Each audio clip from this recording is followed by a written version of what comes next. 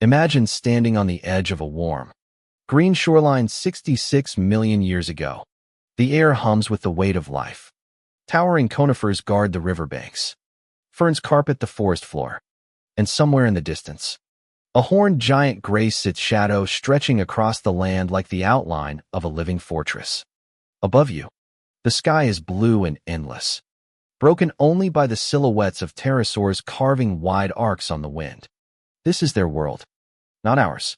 A world where dinosaurs have ruled for over 160 million years, shaping ecosystems, crowding out competitors, and stamping their legacy into every continent. It feels eternal, as if nothing could ever take their throne.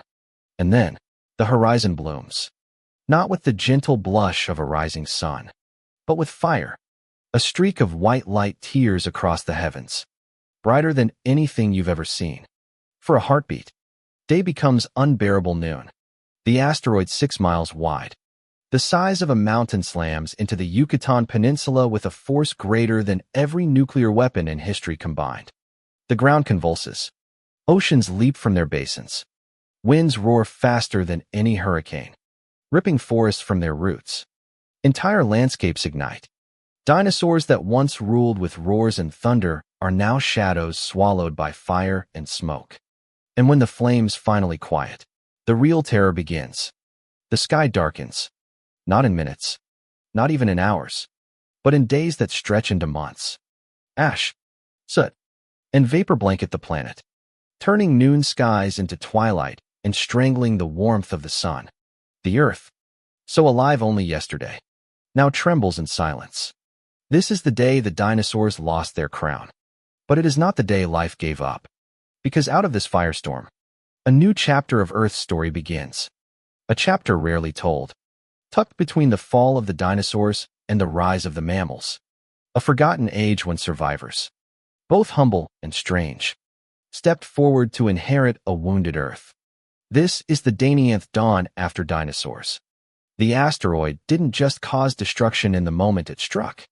The true catastrophe unfolded afterward, in the long, suffocating years that followed.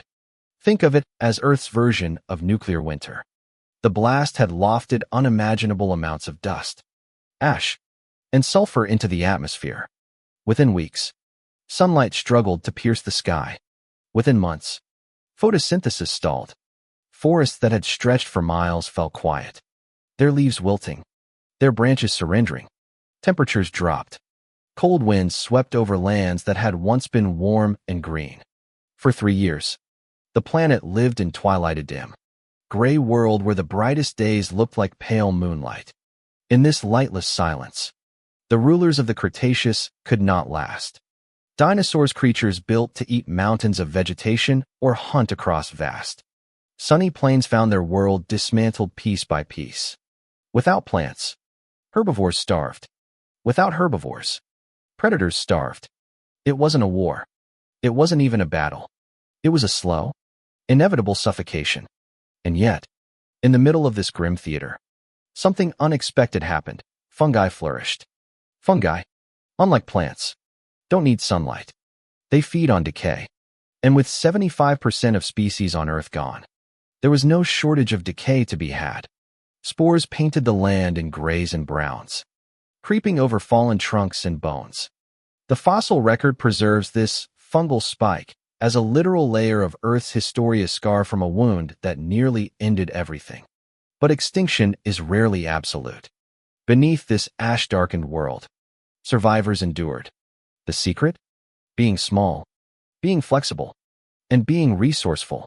Tiny mammals scurried through the underbrush, feeding on insects, seeds, or anything they could find. Burrowing creatures shielded from the worst of the cold and fire waited patiently in the soil. Crocodiles and turtles lingered in rivers, their slow metabolisms and versatile diets carrying them through the lean years. Snakes, hidden and silent, found enough to eat among the scraps of a broken ecosystem. They didn't thrive. Not yet. They endured. And endurance was all that mattered. Because while this impact winter lasted for about 3 years, in geological time it was just a blink. Slowly, as particles settled and the skies cleared, The sun returned. Forests crept back into burned landscapes. Rivers carried green once again. Even in the heart of the crater itself, the scar of impact, now flooded with water life, found a way to return within a handful of years. This recovery wasn't pretty. It wasn't grand. It was quiet, messy, and uneven. But it was real. By the time the curtain of ash finally lifted, the world was still wounded, but no longer silent. And standing at the threshold of this rebirth was a stage of time almost forgotten today, the Danian, the very first chapter of the Paleocene. Here, the world didn't look much different from before, continents still in familiar places. Climates still warmer and wetter than today. But listen closely, and you'd notice the difference. The forests were thinner, the animals were smaller, the skies quieter, and the rulers of this new world? They weren't dinosaurs. At least, not the kind you remember. The Danian begins not with a roar, but with a whisper. The asteroid's shadow finally lifts. The veil of ash and soot thinning with every season. Where once there was only gray, shafts of sunlight strike the earth again. Forests begin to rise not in the towering, lush diversity of the Cretaceous, but in stubborn patches. Each one a promise that life has no intention of giving up. From above, the continents look familiar. North America, South America, Africa, Asia shifted. Yes, but recognizable. If you could hold up a modern map, you'd nod. The world's bones haven't changed. It is the skin, the life that drapes over it hat feels different. Seedling a simpler green. In the late Cretaceous, Earth's forests had been kaleidoscopes of plant life, flowering angiosperms tangled with ferns, cycads, and redwoods. A symphony of colors and textures filled every corner of the land. But in the Danian, things are quieter. Conifers, evergreen survivors with needle-like leaves, dominate the canopy. Species that had clung through the darkness now spread with confidence, creating endless stretches of green sameness. Flowering plants are present too, but their diversity has been clipped. Ferns, once abundant, are ghosts of their former selves. It's not a lifeless landscape. It's just plainer, less like a crowded orchestra, more like a duet. From space, the forests still look lush, but walk among them, and you'll notice the repetition, the uniformity. For the animals, this change matters. Herbivores that once had endless buffets of leaves and fruits now face stricter menus. Predators that once hunted in forests alive with prey must adjust to thinner pickings. This is not a parasite's a test. Globe showing Europe, Africa, a familiar climate. Surprisingly, despite all the chaos, Earth's climate stabilizes quickly. The Danian world is still warmer on average than today, and more humid in many regions. Think of broad subtropical zones stretching across continents, with swampy wetlands, thick forests, and rain-washed plains. It feels alien only if you expect the extremes of the Ice Age or the open savannas of the modern world. Here, life prefers humidity, warmth, and cover. It is a greenhouse Earth, but one missing its most iconic residents. Shushing face the quiet forests. If you could walk into a Danian woodland, you'd notice something eerie, the silence. During the Cretaceous, forests shook with life. Triceratops herds pushed through trees like bulldozers. Duck-billed hadrosaurs called to one another across the canopy. Pterosaurs shrieked overhead. And apex predators like Tyrannosaurus rex punctuated the background with roars that echoed like thunder. Now, the ground is still. The canopy whispers. But not with birdsong, at least not the kind you'd expect. Instead, it's the rustle of insects, the creak of conifers swaying, the splash of something slipping into a river. The age of giants is gone. What fills the silence are smaller voices, mammals the size of rabbits or possums, reptiles lurking in streams, birds darting cautiously between branches. If you listen closely, you may hear life's determination. But the soundtrack of the Cretaceous, the symphony of giants, is gone. Pauperant's life on a smaller scale. The Danian is not barren. Far from it. But life is scaled down. Most animals are small by comparison to their ancestors. Mammals, though more diverse than ever before, are modest in size, rarely larger than a house cat. Reptiles, crocodiles, Turtles. Snakes carry the torch for larger bodies. But even they are modest compared to dinosaurs. It's not that the world can't support giants. It's that giants take time. Evolution needs patience to rebuild what was lost. For now, smaller forms rule. This is survival's golden rule when the world burns. The humble endure. Mantelpiece clock, a transitional Earth. This is the strange paradox of the Danian. It looks both familiar and alien. From a distance, you'd think little had changed. The continents sit where they always have. The forests stretch green across the horizon. Rivers still braid through valleys. Oceans still pound the shore. But walk through it, and you feel the absence. The silence of lost voices. The smaller footprints on the ground. It is Earth in recovery, scarred but alive. An ecosystem rebooting from scratch. And if the forests are quiet now, it won't last forever. Because already, survivors are adapting, competing, and exploring. In the absence of dinosaurs, new players will rise to fill the roles of herbivores, predators, scavengers, and rulers. But first, the spotlight falls on those who weathered the storm best, the reptiles. If you were to step into a Danian river valley, the first thing you'd notice isn't fear at scales. The asteroid had humbled the giants. But not all of them. Some creatures slipped through the firestorm almost unchanged, as if catastrophe were just another season. And most of them were reptiles. Crocodiles, ancient survivors. Follow the sound of water lapping against a muddy bank, and you'll meet the Danians' most familiar predators, crocodilians. Even in this battered world, they look much like the crocodiles you'd recognize today, long snouts bristling with teeth, eyes hovering above the waterline, bodies armored with ridged scales. Evolution had perfected their design long before the asteroid struck, and that design required no major edits to carry them into the Paleocene. Why did crocodiles survive when so many others perished? Part of the answer is in their biology. They don't need much energy to get by. They can wait motionless, patient, living off stored reserves. Their semi-aquatic habitats buffered them from the worst of the fires and the food collapse. Rivers and swamps became refuges, and crocodiles became their silent landlords. In the Danian, some species stretched over 10 or 15 feet huge compared to most of the mammals creeping around. They were not just survivors. They were apex predators again. Imagine walking to the water's edge. The forest is quiet. Mammals no bigger than squirrels dart through the underbrush. Birds are scarce. And in the shallows still as stony a pair of reptilian eyes watches. The dinosaurs may be gone, but you're not safe. Snakes in the shadows. Slither deeper into the undergrowth and you'll find another group thriving, snakes. Like crocodiles, snakes had advantages tailor-made for survival. They needed little food. They could hide in burrows or beneath debris.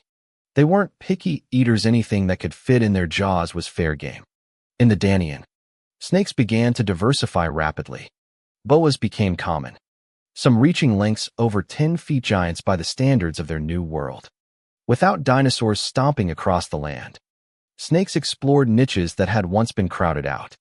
Picture a humid Danian forest floor, shafts of sunlight sneaking through the conifer canopy, fungi still clinging to fallen logs, and a boa coiled silently around a branch. Mammals scamper. Birds test their fragile wings. But it's the snake that owns the element of surprise. And unlike dinosaurs, snakes weren't roaring, stomping rulers. They were silent ones. Lizards take the stage. Not all reptiles took to the water or the shadows. Some marched confidently into open niches. Iguanas and monitor lizards began to spread, adapting to various diets and habitats. Iguanas became reliable herbivores, chewing through the greenery of the young Paleocene forests. Monitor lizards, meanwhile, pushed toward the role of top land predators in some areas. Sleek, powerful, opportunistic hunters. A Danian monitor wouldn't have rivaled the massive Komodo dragons of today. But for mammals no larger than a possum, even a 4-foot lizard was a nightmare. The lesson was clear when the Age of Dinosaurs closed. Reptiles didn't exit the stage. They simply rewrote their roles. The turtle takeover. And then There were turtles, the quiet champions of the Paleocene. If survival were an Olympic sport, turtles would have taken gold.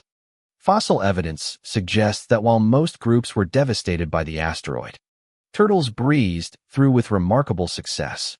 Some estimates suggest that the majority of turtle species from the Cretaceous survived into the Paleocene at a staggering rate compared to mammals, birds, or even crocodiles.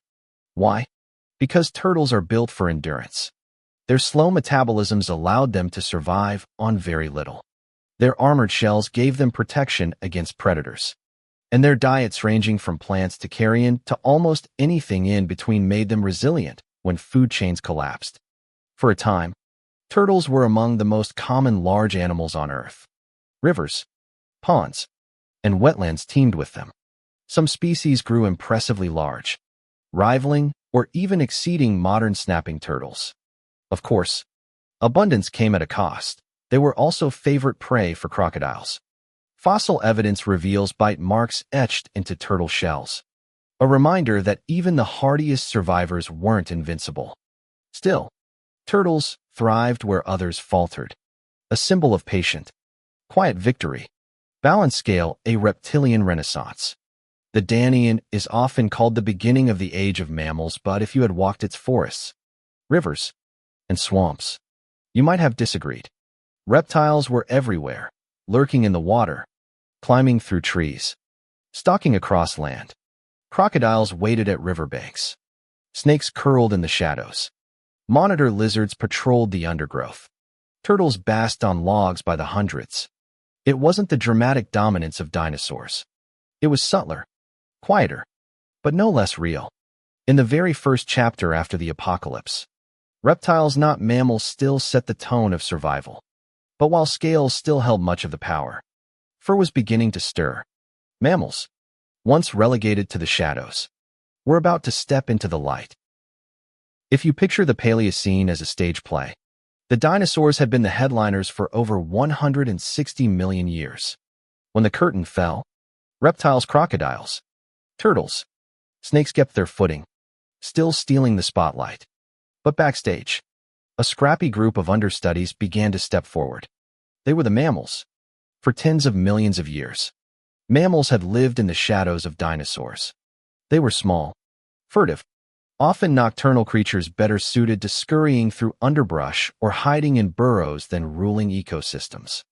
But with the tyrants gone, the world had vacancies. The Danian was their audition. Mouse-faced, small, but ambitious. Walk through a Danian forest and you'd likely miss most mammals at first glance. They weren't giants. They weren't even mid-sized. The majority were no larger than modern rats, rabbits, or possums. But what they lacked in size, they made up for in versatility. Some were insectivores, darting through the leaf litter in search of beetles and grubs. Others were omnivores, nibbling on seeds, fruits, or even small reptiles. A few were experimenting with herbivory, testing the waters of a lifestyle once reserved for massive herds of dinosaurs. Their shapes looked strange by modern standards, mixes of familiar and unfamiliar. Imagine a raccoon with hooves, or a weasel that chewed plants like a deer. Evolution was sketching ideas, testing designs. Most of these prototypes would vanish in time. But in the Danian, they were bold experiments in survival. Bone, the first mammalian predators. Among the most ambitious were the early carnivores. One group, known later as mesonychids, were hoofed mammals that flirted with meat eating. Picture a stocky animal with a big head, strong jaws, and blunt, crushing teeth. They weren't elegant runners. Their gait was clumsy, more like a rhino than a wolf. But for their size, they were formidable. In some regions, mesonychids grew as large as coyotes. In a world where most mammals were mouse-sized, that made them giants. They weren't kings of the ecosystem. Crocodiles and large reptiles still overshadowed them, but they were a sign of things to come, mammals daring to be predators. Alongside them were the earliest relatives of creodonts, another line of meat-eaters. Smaller, leaner, with sharper slicing teeth. They hunted like shadows. They weren't impressive in size, but they were clever, with keen senses and persistence. If mesonychids were the muscle, Creodontin were the finesse. For the first time in history, mammals weren't just scavengers. They were hunters. Early herbivores. Not all mammals were chasing meat. Some took the opposite path, growing teeth better suited for grinding than tearing. A family called Hyopsodonts. Rabbit to raccoon-sized herbivores became common in parts of the Danian world. They were generalists, eating a little bit of everything: leaves, seeds, fruit, maybe the occasional insect. In today's terms, they were like opportunistic deer crossed with rats. They weren't spectacular, but they didn't need to be. They were survivors. They multiplied, and in doing so, they quietly began to fill the void dinosaurs had left behind. Test tube nature experiments with mammals. The Danian was an age of experiments. Without giant dinosaurs monopolizing ecosystems, mammals had freedom for the first time. Some tested life in the trees. Others probed the open ground. Some sharpened teeth. Others flattened them. Some grew larger than their ancestors, finally cracking the barrier of bigger than a rabbit. It wasn't an explosion yet. Not the mammalian empire you might expect. It was more like the opening of a door. The mammals stepped through, cautiously at first, but with determination. Crossed swords of fragile balance. But let's not romanticize this too much. Mammals were still small fry compared to their reptilian neighbors. A 10-foot crocodile could snap up the largest mammal in a heartbeat. A boa could coil around them. Even monitor lizards outmuscled many of the Danians' would-be mammalian predators. If you were a mammal in this world, your best weapons weren't size or strength. They were adaptability, reproduction, and persistence. You survived by being clever, cautious, and quick. Yet that was enough. Every generation that squeaked through the Danian was one more step toward the future. Glowing star, the beginning of a revolution. From the perspective of deep time, the mammals of the Danian were tiny sparks. Most species would not last more than a few million years. Their names are obscure, their fossils incomplete. But those sparks mattered, because they showed what was possible. For the first time in history, mammals were stepping into roles once held by dinosaurs. Grazers, hunters, climbers, omnivores. They weren't ready to dominate, but they were trying. And in the slow theater of evolution, trying is everything. Think of it like the first rehearsal of a band that will one day headline arenas. The music is messy, the instruments out of tune, but the potential is there. The Danians' mammals were rough drafts of the age of mammals to come. And while they shuffled forward cautiously, the skies above them told a different story, because in the heavens, silence reigned. Look up. In the Cretaceous, the skies had been crowded. Great pterosaurs glided like living kites, their wingspans longer than small planes. Birds, already descendants of dinosaurs, filled in the gaps with songs and flutters. Insects buzzed thick in the air, pollinating flowering plants that spread across the continents. The heavens above a dinosaur's world were loud, alive, and layered. But in the Danian, silence ruled the air. Eagle, the fall of the flyers. The asteroid hadn't just scoured the ground. It had emptied the skies. Pterosaurs, rulers of flight for over 150 million years, were gone. Their reign ended at the boundary, leaving no survivors. The air that once bent beneath their wings now stood empty. Birds survived, but barely. Fossils suggest only a handful of bird lineages made it through the extinction. Entire families were erased in a geological blink. The species that endured were small, adaptable, and unspecialized birds that could eat seeds, insects, or anything else in reach. These survivors were not the colorful variety we know today. They were understated, plain, practical. Birds in the Danian were rebuilding from scratch. Their diversity a fraction of what it would later become. From the forest floor, you might see one dart between branches, a flash of wing in the green, but you would not hear the chorus of birdsong we take for granted. The skies were thin with feathers.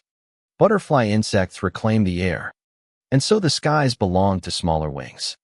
Beetles, flies, and wasps crept back first, finding food in carrion, plants, and even the new fungi blooms. Dragonflies skimmed river surfaces. Ants colonized recovering forests. But perhaps the most surprising flyers of the Danian were butterflies. Delicate, colorful, fragile-looking yet resilient enough to survive catastrophe. While birds struggled to rebuild, butterflies fluttered across the forests, pollinating the flowering plants that had managed to endure. It's a strange thought, in a world emptied of thunderous roars and shrieks. One of the most noticeable winged survivors was a butterfly. Nature has a sense of irony. Milky Way a quieter sky. The Danian atmosphere itself felt different. With fewer large flyers cutting through the air, the skies seemed more open, more vacant. No shadows of pterosaurs drifting across the ground. No screeches echoing down from above.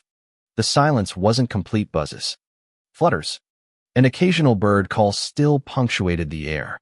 But compared to the symphony of the Cretaceous, it was muted, like a grand orchestra reduced to a soloist with a broken instrument. If you lived then, you might have looked up and felt something uncanny, the sense that the sky itself was waiting. Of the long recovery, birds would eventually flourish again. Over the next 15 million years, they would diversify spectacularly, evolving into predators, songbirds, and ocean-faring specialists. But in the Danian, they were still timid survivors, just finding their footing. The skies of the Danian belonged to insects more than anything else, fluttering, buzzing, swarming, small, persistent, and essential. It wasn't glamorous, but it kept ecosystems alive. Pollination continued. Food webs held together. This was the theme of the age, survival not by grandeur, but by persistence. The giants had fallen, but the small endured. Sparkles a sky waiting for voices. If you could stand beneath a Danian canopy and tilt your head back, you'd see shafts of light filtering through conifer branches, motes of dust drifting, an occasional butterfly tracing a fragile arc. Maybe, if you were lucky, the flick of a bird's wing in the distance. And that would be it. No vast wingspans, no deafening flocks, no aerial battles between predator and prey. Just a sky in recovery, quiet, patient, waiting for its next rulers. And while the air remained subdued, beneath the waves another revolution was already beginning. Because in the oceans, silence was not the story. In the oceans, the story was dominance. If the forests of the Danian felt quiet, the oceans told a very different story. Beneath the waves, silence never had a chance to settle. Life there adapted quickly, filling the void left by vanished giants. The great marine reptilesmosaurs and plesiosaurs that had dominated the Cretaceous seas were gone. Their extinction left Earth's oceans leaderless. And in nature, power never stays vacant for long. Sharks take the throne. The rulers that rose in their place weren't newcomers. They were veteran sharks, survivors of multiple mass extinctions, architects of patience and persistence. At the end of the Cretaceous, nearly all major shark families survived. Out of 28 families, only 3 vanished. That meant the oceans of the Danian were still patrolled by dozens of shark lineages, ready to take advantage of the empty niches. Some were small reef dwellers. Others were swift hunters of open waters. But a few were giants. Among them were the early relatives of Otodus, ancestors of the massive predators that would one day give rise to Megalodon. In the Danian seas, these sharks were already formidable. Some species grew to lengths rivaling today's great white sharks. Imagine swimming through the shallows and seeing a shadow longer than a car sliding beneath you. Their prey? Almost anything. Large fish, sea turtles, even other sharks. With mosasaurs gone, these sharks became the undisputed apex predators of the Paleocene seas. The oceans had traded reptiles for cartilaginous kings. Turtles without borders. If turtles thrived on land and in rivers, they flourished even more in the sea. Marine turtles exploded in diversity during the Paleocene. With fewer predators to keep them in check, they spread widely, occupying coasts and open oceans alike. Some species grew large, their shells spanning several feet across, drifting like living ships through the waves. For sharks, this was good news. Fossil evidence suggests that turtles became one of their favorite meals, shells and all. The bite marks left behind tell a simple truth. In the Danian, turtles were abundant, and predators were hungry. Tropical fish, the rise of the odd fish. The oceans didn't just belong to sharks and turtles. They also became laboratories for some of the strangest fishes evolution has ever produced. In some deposits near the Chicxulub crater, paleontologists have uncovered armored, bizarre-looking fishes with bodies that seem almost alien. Some resembled trumpetfish, but wore jagged, barnacle-like armor. Others looked like chimera relatives, ancient cousins of sharks, and rays with oversized tooth plates instead of endless rows of sharp teeth. These fish weren't the sleek predators of today's oceans. They were experiment strange, awkward, and unique. But their very existence proves how quickly life rebounded. Even at ground zero of the asteroid impact. Dragon chimeras, the ghost sharks. One group that thrived in the Danian seas was the chimeras, sometimes called ghost sharks. Modern chimeras are small, deep-sea oddities with rabbit-like faces and long tails. But their Paleocene relatives were giants, stretching over 10 feet long, with crushing tooth plates. They likely preyed on shellfish, crustaceans, and even smaller sharks. Imagine swimming into dark, shallow waters and encountering one, its armored head glinting, its body twisting like a serpent. It would have looked alien, unsettling, but perfectly at home in a world still reshaping itself. Snake eels and ray-finned fish. Another surprising Paleocene success story was the eel. Both freshwater and marine eels diversified dramatically in the Danian. In rivers and coastal waters, freshwater eels slithered like ribbons through murky streams. In the seas, their marine cousins grew larger, slipping through coral beds and ambushing fish. Their flexible bodies and broad diets gave them an advantage in this recovering ecosystem. Meanwhile, ray-finned fishes, already the most diverse group of vertebrates, spread into new forms. From coral-like cutlass fish to predatory groupers. The oceans filled with new species that explored niches abandoned by extinct reptiles. Spiral shell ghosts of the ammonites. For decades, scientists believed ammonites, coiled-shelled cephalopods that had flourished alongside dinosaurs, vanished instantly at the asteroid boundary. But new fossil evidence suggests the story might have been Messier. In places like Denmark and New Jersey, Paleocene-aged rocks hold traces of ammonite shells. If confirmed, it means a few lineages may have survived for hundreds of thousands of years beyond the extinction. They wouldn't have been the giants of the Cretaceous, but they were ghosts, reminders of the lost world, still drifting in the seas before vanishing forever. Water wave and ocean transformed. So what did a Danian ocean feel like? Picture swimming out from a warm, subtropical beach. The water is murky with life. Schools of new ray-finned fish flicker past in clouds of silver. A sea turtle, broad-shelled and heavy, rises for a breath nearby. Farther out, a shadow Mavisa shark, larger than anything you've seen, circling with easy authority. Below, the strange outline of a chimera twists through the gloom.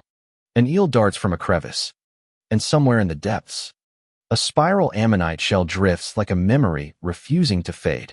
It is not the same ocean the dinosaurs knew. The mosasaurs are gone. The plesiosaurs are gone. But the seas are not empty. They are alive, vigorous, dangerous. The oceans remind us of a simple rule. Life never hesitates to reclaim a throne. Balance scale, balance restored. By the end of the Danian, Earth's oceans had stabilized. Sharks were the new apex hunters. Sea turtles were abundant, though preyed upon. Fish and eels filled every niche. From reefs to rivers. Even strange oddities, armored, awkward, alien, thrived in the spaces left behind. On land, mammals were still cautious beginners. In the sky, birds were scarce. But underwater, the Paleocene oceans had already crowned new rulers. And yet, even as sharks patrolled the seas and crocodiles haunted rivers, something of the old world lingered on land too.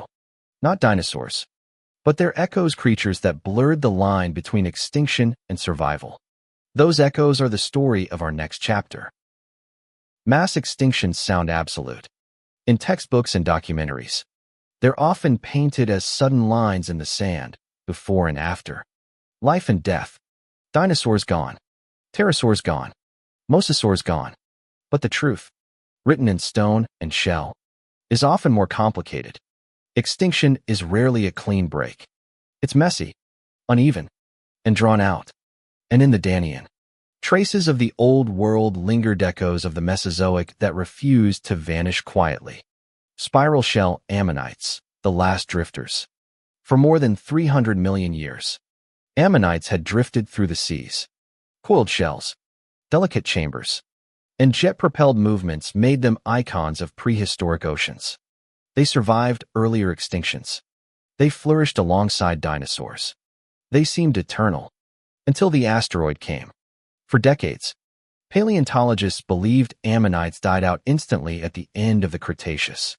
Their fossils seemed to vanish right at the boundary layer. But discoveries in Denmark and New Jersey tell a different story. In those rocks dated to the earliest Paleocene, fossils of ammonites appear. Small, rare, and short-lived. Yes, but there. Which means some species survived the apocalypse, clinging on for hundreds of thousands of years into the Danian before fading for good.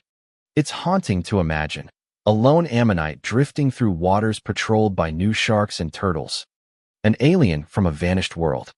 A ghost, spiraling silently through seas it no longer recognized. Eagle birds from the edge. Birds are dinosaurs, not in metaphor, but in fact. They're the last surviving lineage of theropods, cousins of Velociraptor and T. Rex. And in the Danian, they were still fragile. But some of them carried echoes of the Cretaceous sky. Primitive, toothed birds like Ichthyornis had vanished, but their close kin endured in simplified forms. In certain Danian deposits, you can still trace the outlines of archaic birds larger than the tiny perching species that would dominate later. Built for survival rather than beauty. Their wings weren't always graceful. Their calls weren't yet symphonies. But they carried the spark of flight through the darkness, keeping the dinosaurian legacy alive in feathers and bone. Crocodilians from two worlds. Crocodiles, too, blurred the line between old and new. Some Danian species were direct descendants of Cretaceous giants. Barely changed at all. Fossils from formations like Hell Creek reveal crocodiles that lived alongside Triceratops and T. Rex, and then simply kept living afterward. For these reptiles, the extinction wasn't an end. It was a shrug, standing by a Danian riverbank. You could watch a crocodile slide silently into the water and realize you were looking at an animal that had stared down the asteroid itself. A living fossil, carrying the face of the Mesozoic into a new age. Lizards and snakes with ancient roots. Some lineages of lizards and snakes, too, stretch across the boundary. Monitor lizards, iguanas, and boas in the Danian often resemble their Cretaceous ancestors so closely that paleontologists debate where to draw the line. Evolution didn't reinvent them, it just polished what already worked. In this sense, the reptiles of the Danian were not just survivors. They were continuations. Reminders that some designs are too good to abandon. Globe showing Europe-Africa the half-life of extinction. What does it mean for an ammonite to drift a few 100,000 years into the Paleocene? Or for crocodiles to stride across two ages with barely a pause? It means that extinction is less like flipping a switch, and more like a candle guttering out. The flame flickers, sometimes flaring one last time, before finally going dark. The Danian carried many of these flicker short-lived ammonites. Archaic birds, ancient-looking reptiles. They didn't define the new age, but they haunted it, like the final notes of a song echoing after the music stops. Sparkles, shadows, and seeds. For every ghost of the past, the Danian also held seeds of the future. Ammonites would vanish, but their cousins the squids and octopus would carry cephalopods into the modern seas. Primitive birds would be replaced by the dazzling diversity of eagles, owls, and songbirds. Crocodiles would continue, largely unchanged. Into the present day, the Danian was not just a graveyard. It was a bridge, a place where the old and the new walked side by side for a brief, strange moment in time. Imagine standing on a Danian shoreline, in the shallows. A turtle basks. Beyond it, A crocodile slides into the water. In the sky above, a small, plain bird beats its wings, awkward but determined. And in the waves offshore, a spiral ammonite shell drifts like a relic, just for a little while longer. The old world isn't gone yet, but the new one is already here. Chapter 8 Lessons of the Danian 1. 2001. 300 words. If the Cretaceous taught us about grandeur, the spectacle of titans ruling land, sea, and sky, then the Danian teaches us something subtler, something quieter. It teaches us what it really takes to survive. Turtle rule of the resilient. The first lesson is simple. Survival favors resilience, not power. Dinosaurs had power in abundance. Some weighed as much as locomotives, with jaws strong enough to crush bone and herds that shook the earth. And yet, in the face of catastrophe, all that might counted for nothing. Who endured instead? Turtles with armored shells and patient metabolisms. Crocodiles that could sit motionless in a river for weeks, living on almost nothing. Small mammals that could scavenge scraps, breed quickly, and hide underground. Birds that could shift their diets and dart into cover. Not the loudest, not the biggest, the adaptable, the humble. Fire recovery is swift, but uneven. The second lesson, life rebounds faster than we imagine. Only years after the impact, plants sprouted again in the very crater where the asteroid had struck. In decades, forests returned. In thousands of years, Sinai blink in geologic time, rivers and oceans teemed with turtles, fish, and sharks. But recovery wasn't even. Forests were simpler, less diverse. Skies were quiet. Mammals were still small, cautious. The world didn't reset to what it was. It became something different, stitched together from what remained. This is what resilience looks like on a planetary scale, not recreating the past, but inventing a new future. Test tube the power of experiments. The third lesson, survival opens the door to experiments. With dinosaurs gone, ecosystems had vacancies. Who would be the grazers? The hunters? The rulers of air and sea? Mammals stepped forward, clumsy but determined, evolving into awkward prototypes of future wolves. Cats and deer. Reptiles tested new sizes and strategies. Birds, though battered, slowly spread into niches once filled by pterosaurs. Sharks surged into the top predator roles of the oceans.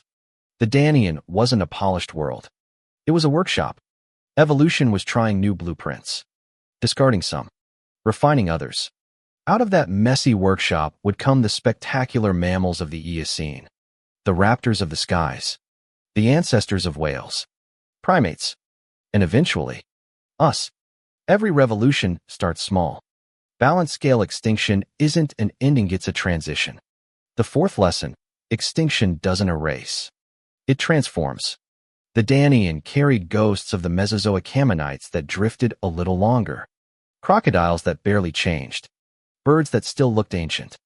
But it also carried seeds of the future. When we talk about the end of the dinosaurs, what we really mean is the transfer of dominance. The crown slipped from one head and found many new ones: scales, shells, fur, feathers. The old world and the new overlapped, if only briefly. This is the paradox of extinction. Endings create beginnings. Globe showing Europe-Africa lessons for us. And maybe the most important lesson is for us. We live in a world shaped by the Danian. Without it, mammals would never have risen. Without it, primates would never have emerged. Without it, humans would not be here to tell this story. But the Danian also warns us. Power doesn't guarantee permanence. Giants fall. Specialists falter. The survivors are those who bend, adapt, and endure. In our own time, facing environmental upheaval, climate change, and extinctions of our own making, the Danian whispers across 66 million years: adapt, or be forgotten. Picture the Earth 65 million years ago. In the heart of the Danian, you stand at the edge of a river. The forest behind you is green but uniform, dominated by conifers. The air is damp and warm, carrying the scent of resin and earth. The ground is alive with small mammals scurrying for seeds. Across the bank, A turtle basks in the sun, its shell glistening. Beyond it, the water ripples and a crocodile slides in, eyes breaking the surface like two pieces of polished stone. Above, the skies are almost empty. A lone bird flits between branches, silent but determined. A butterfly drifts on the breeze, fragile yet fearless. And out in the sea, beyond the surf, a shadow moves, a shark longer than a car, circling with slow, certain authority. In the distance, a spiral ammonite shell drifts, one of the last of its kind, a ghost from another age. This is Earth's forgotten chapter, a world in recovery, a world where silence was louder than sound, and smallness was stronger than strength, a world that carried the ashes of dinosaurs and lit the first sparks of mammals. The Danian wasn't dramatic. It wasn't glamorous, but it mattered. It was the dawn after the dinosaurs, the bridge between endings and beginnings, the quiet prologue to our own story. When we think of prehistory, we remember the giants, Tyrannosaurus, Triceratops, Mosasaurs, pterosaurs. But maybe we should also remember the quiet survivors, turtles, crocodiles, snakes, small birds, small mammals, because they are the reason the story continued. The lesson of the Danian is clear. The end is never the end. It is the start of something new. And that's the story of the Danian, the forgotten dawn after the dinosaurs. But here's a question for you. Backhand index pointing right. If you had the chance to stand in that world's silent forests, crocodiles wading in the rivers, sharks patrolling the seas, do you think you'd feel wonder or fear? I'd love to hear your thoughts. Drop a comment below. Would you explore the Paleocene, or would you run the other way? And if you enjoyed this journey through deep time, don't forget to hit that subscribe button and turn on notifications.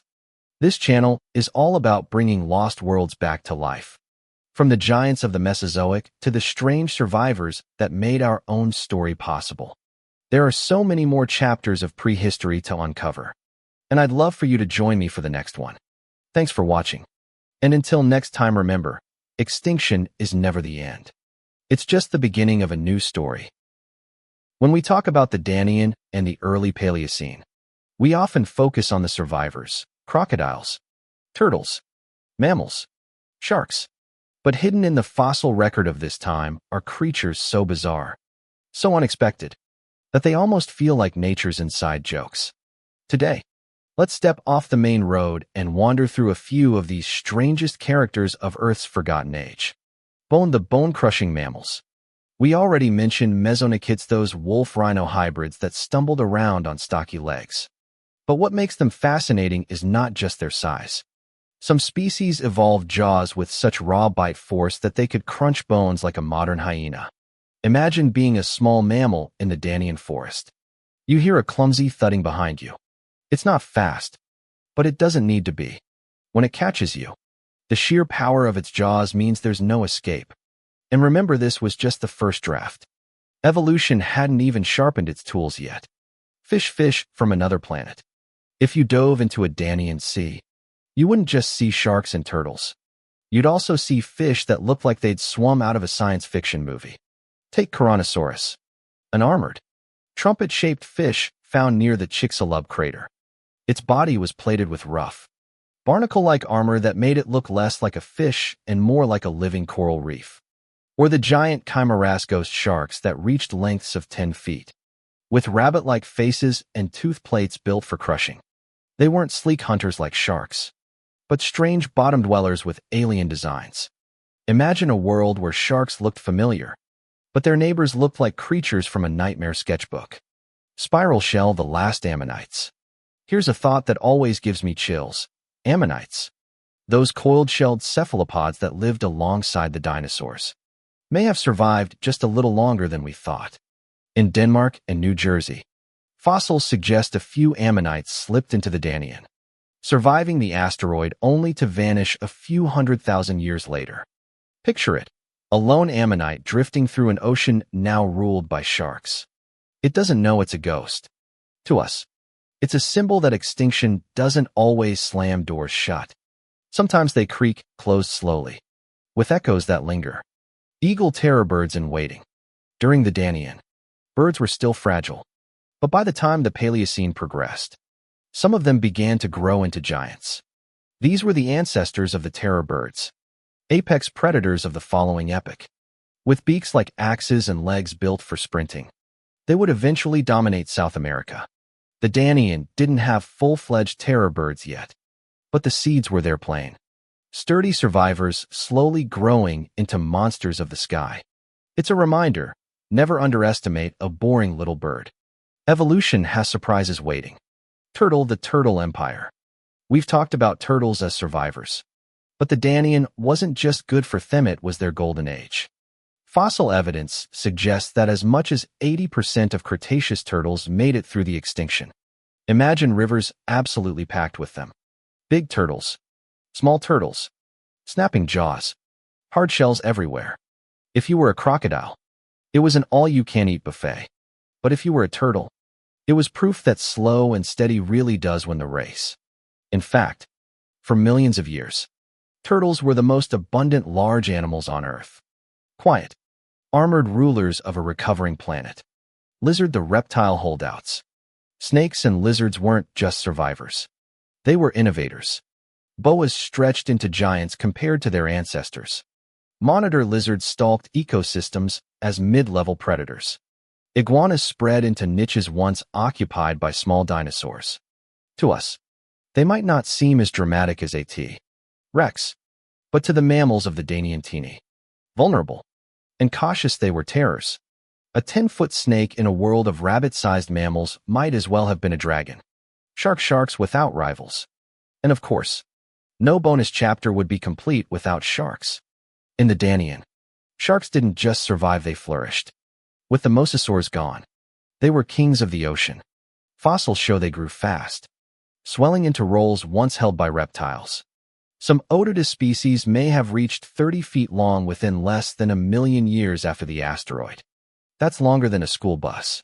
Imagine swimming and seeing that shadow glide beneath you. The megalodon we all know today? Its story started right here, in the shadow of disaster. Milky Way, why this matters. So why talk about these oddities? The bone-crushing mesonychids, the armored trumpet fish, the ghost ammonites, the turtle armies? Because they show us what life really does in the wake of catastrophe. It experiments.